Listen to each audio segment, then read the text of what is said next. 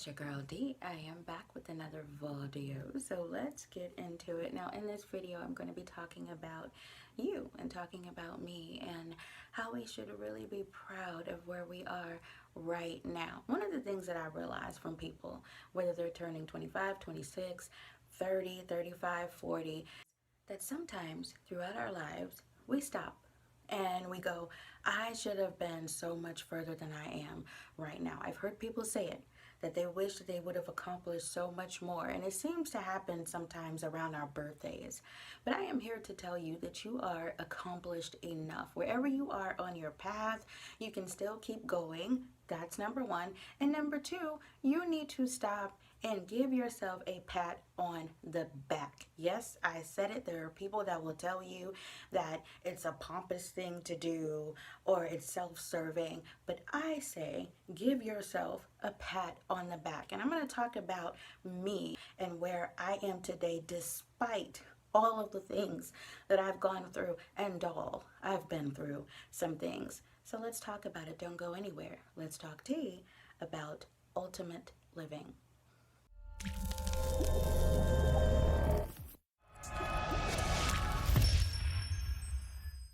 Welcome back.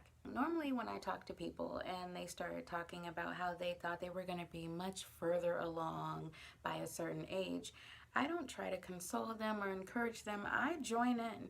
I'm like, yeah, girl, I know, because I thought I was going to be doing this or that by now. And I was having a moment the other day.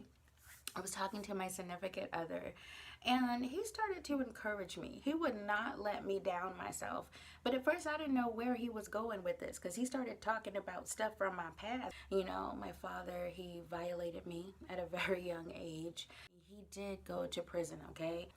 But my mother took him back because she was going to this church and they told her that if she didn't take him back, you know, God was against divorce, so she'd never ever be able to remarry again. So basically, you know, she felt, I guess, like her hands were tied. She wouldn't be able to get married to anyone else. So, you know, hey, he served his time and God forgives.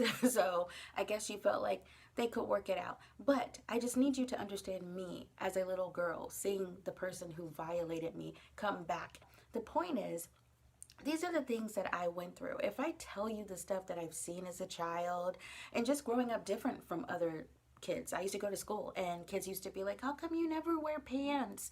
You know, at the time we went to a church where you didn't wear pants. It was seen as the devil. You know, the women didn't wear lipstick. We weren't allowed to own a TV. Listen, you guys, this church was super Pentecostal, okay? Super Pentecostal.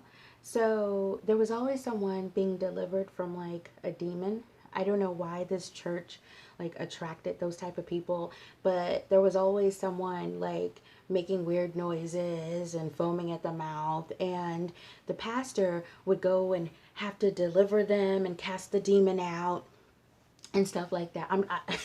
I tell you no lies. This is how I grew up in that Pentecostal church. So as a child, you know, we're over there, the children, we're like eyes big, scared, and there'd always be like some mother of the church that would be like, you know, pray. So we'd be kneeling, we can hear all this in the background, and all this stuff. And we'd be, you know, told to call on Jesus. So we'd be over there scared, like, Jesus, Jesus, Jesus, Jesus, Jesus, Jesus, Jesus, you know. And it's not like it was every single time I went to church, but this happened. So this was my childhood. It was crazy, okay? And mind you, these are all things that my hubby is bringing to my attention. And he went on to remind me that even in my young adult years, I had to go through a lot. This is my significant other bringing up all this stuff, okay? I'm sitting here talking about how I feel like I should be further along in my life.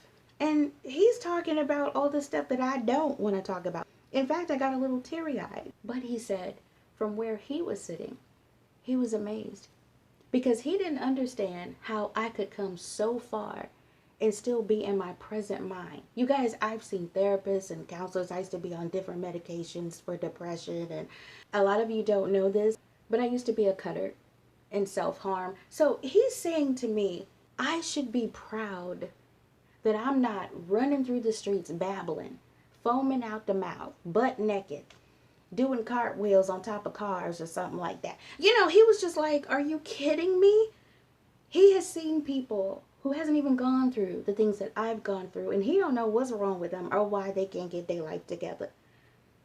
And I had to stop at that moment and say, wow, as we sit there and we think about what we really wanted to do versus where we are today and what we could have and should have done.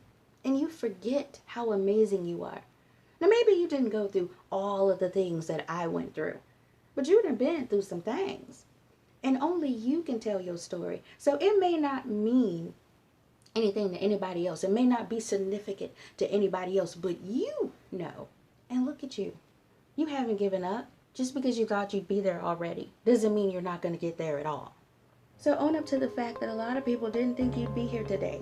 A lot of people thought you was going to be in worse shape, that you wasn't going to bounce back, that you was going to be at the bottom. But somehow you managed to survive and you are still here. Pat yourself on the back. Congratulations. You are the real MVP.